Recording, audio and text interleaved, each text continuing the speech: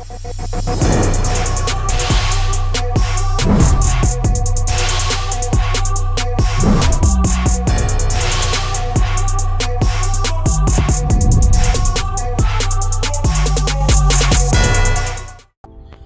up, guys? I thought I'd just jump on here and do a quick review of the Deadlift World Champs that we had. Obviously, the Giants Live World Open.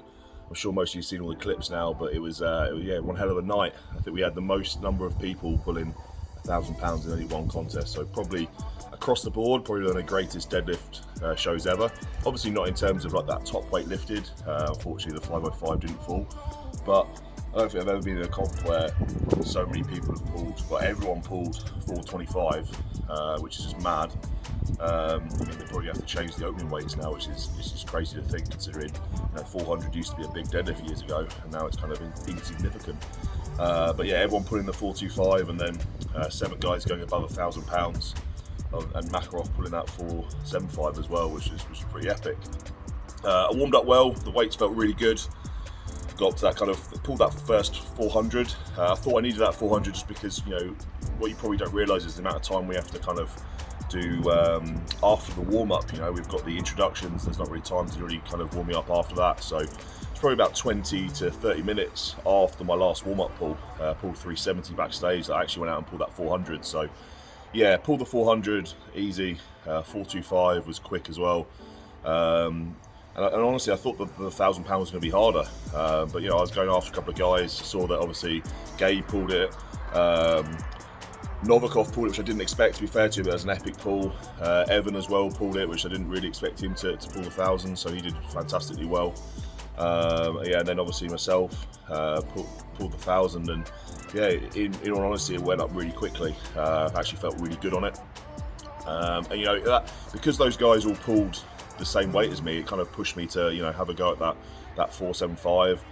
I pulled the 475, got it to my knee, and just lost it out in front on the kind of second bounce of the bar. Once you're dealing with these kind of really heavy weights, you've got to take into account kind of bar mechanics. The bar bends so much that if you kind of mistime it and you get that bounce on the way back down, it can pull you kind of forward and back, and that's what happened to me on that pull. Ultimately, I don't think I was strong enough on that day to pull it, but if we had like a 465 or even a 470, I'm confident I would have pulled that, and the guys wouldn't have, which would have given me a lot more points for the show. But moving forward, it's kind of really lit the fire in me to actually properly have a go at the 505. So a year's time of actually maybe focus training on it, putting some mass on where I need to put mass on. And I've done the mathematics with the numbers, and it doesn't look as mythical as it kind of once did. So yeah, the numbers for training look achievable.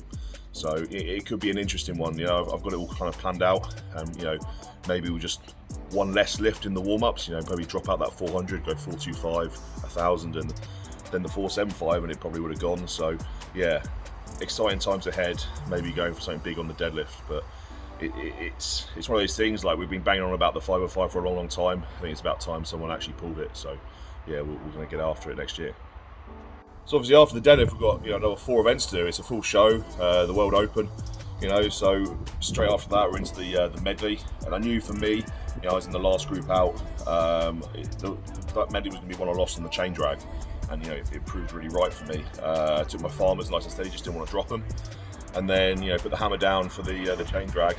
Managed to catch Pablo. He had a couple of slips, but that's any event. People slip up. People are saying like, oh, if he didn't slip, he would have won, but he did slip and he didn't win. So that's just the way things go. And unfortunately, I got second on that. I was hoping for the win, but Evan did fantastically well. He absolutely flew with the farmers. And was solid on the drag as well, so yeah, he beat me there. But still, joint second in the first event, second in the second event. I was in a good place. Moving on to the Viking press, and the Viking press for me has traditionally been a slightly weaker event. It's been a good press for me, but obviously pressing is still a weaker event for me. So going into it, I knew I kind of had 11 or 12 reps in me. Novikov went before me and got 11, so that was the kind of mark to beat. And I felt really good on that bit of apparatus. It flew pretty well. The timing was good. All the reps were consistent. And unfortunately, I went for that 12th rep, and I still don't know. I've watched it back. I still don't know how I managed to not lock that out. But it definitely wasn't locked out, and it was the right call on the day. But it was that kind of like that last kind of half an inch just to lock out that last one. But ultimately, I don't think it would have made a huge difference, because seeing how Evan handled the weight in training a couple of weeks ago, I know he probably would have done one more rep each time. He was good for kind of 13, 14 reps on the day for sure. You know, and one thing we kind of didn't factor is obviously doing a front hold directly after an overhead like Viking press. So, you know, the front hold, everyone was down about 10 seconds on their normal times, which is interesting, which is obviously the same across the board. But, you know, taking a 5th place in that front hold is actually a good result for me. Traditionally, it's been a weaker event. But, you know, I'm staying up there, so, you know, kind of racking up these higher level and being a little more consistent. Obviously, a joint 2nd in the deadlift, 2nd in the medley, joint 2nd in the press, 5th in the front hold. And we're in a situation where kind of the 3 of us, myself, Novikov and Evan, are kind of separated ourselves from the pack going into the stones. So then I was just kind of on full attack mode. You know, training stones have been going really well for me. They would have been quicker at the Royal Albert Hall if I hadn't kind of just slipped on that stone a little bit and just took my time with it. Plus, going on your own is always a difficult one. So, you know, going into this one, I wanted to put in a good time to show how well I've been doing in training. You know, one motion, the first 4 laps and load the 80, the 180. Looking back, I probably could have attacked that more and one motioned it, and it's probably something I'll think about for the rest of the shows if we do get the lighter set. You know, I've seen a lot of people complaining online about, oh, everyone's flying through the stones, they need to be heavier. You have to factor in, guys, we've got a lot of contests in a short amount of time this year. I'm doing 9 contests in 4.5 months. It's crazy. So, you know, the promoters are actually taking a little bit off with the stones, which is a high risk event. Taking a little bit off, giving us still a good show, and we're just rattling through them. But, you know, people seem to think, oh, we just got to make everything heavier. Well, sometimes it's fine to have a speed event. You know, that's absolutely fine. It's not powerlifting with odd objects. It's actually a strongman show.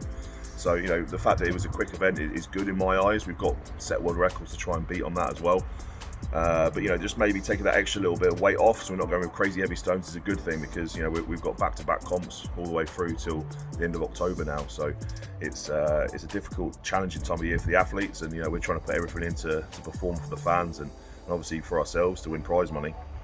And the last thing you want is to be getting injured on a crazy heavy set of stones. So, yeah, I was quite happy with that set of stones that we put in, and obviously good result for me taking the win on that one and going sub 19. And yeah, probably the good thing for me is there's still kind of room for improvement ready for the next set. So all in all, obviously a great show for me. Finished up 2nd, managed to pip Novikov. Evan was just too good on the day, he was too consistent. So fair play to him for taking that win. But yeah, we've got the Shore Classic now coming up.